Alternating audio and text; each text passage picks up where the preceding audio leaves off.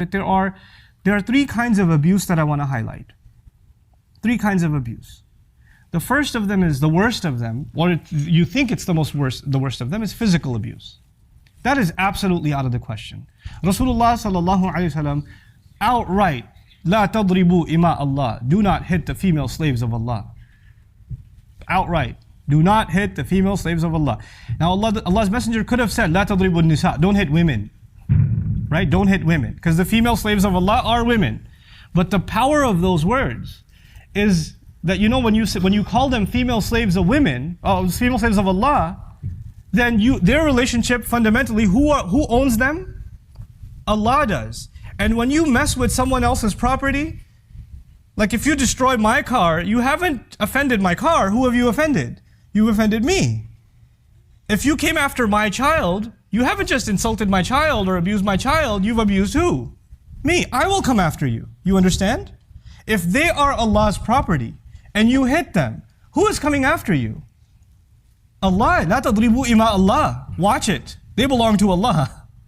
That's what the Messenger says, sallallahu alaihi wasallam. So physical abuse is absolutely out of the question. It is out of the question. And anybody who would like to argue otherwise, I'll stick around after Jummah. I can talk to you about it. The second kind of abuse is emotional. And emotional abuse could be verbal. It could be when the husband is not around, the in-laws come along and say, "By the way, you're just here for a little bit.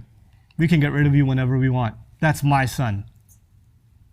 And when the husband's home, then, "How are you? You're so sweet. You're so kind." And this girl's going crazy, like, when he's not around, they turn into the devil. And when he's around, they turn into an angel. So when I try to tell my husband that they're crazy, he says, "What are you talking about? They're so nice. You're crazy." And this is a kind of emotional abuse. A husband and wife have to have a trusting relationship. They have to. If you don't have trust, you have nothing. There's nothing there. This is not a blood relationship. Marriage is a contract, which means you agreed to share a life together. And that requires the utmost amount of trust. If you can't even trust what she's saying to you, if you think that she's lying to you all the time, then what makes this marriage a marriage is not there. It's not there. For you to say, "Oh, I can't believe that, I can't believe that." If you can't believe it, then I don't know if you're in the right marriage. There's something fundamentally wrong. Something far deeper than just abuse. There's not even a trust left inside the marriage. Emotional abuse is sometimes verbal, and sometimes it's not even verbal. Sometimes it's the way you're looked at. Sometimes it's the way people sit around you. She comes into the room, they get up and walk away. They don't even turn their face this way. They change the tone of their voice. Sometimes even the way in which you say, "Wa alaikum assalam." She says, "Assalamu alaikum." Mother-in-law says, "Wa alaikum assalam."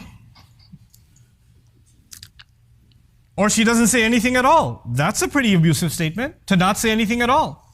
And then she can turn around and say, "Maine kya kaha? What did I say? I didn't say anything." That's emotional abuse, and it's unacceptable. The last of the abuses, though, is the scariest one to me, and that's spiritual abuse. When the wrong is done, and then the religion is quoted. Allah says you have to be good to parents. This is what Islam teaches you, and they'll do the wrong, and then they'll invoke Allah and His book and His Messenger sallallahu alaihi wasallam, who are completely innocent of this nonsense. And then that's the religious or spiritual kind of blackmail and abuse that goes on in families. This needs to come to an end in your family.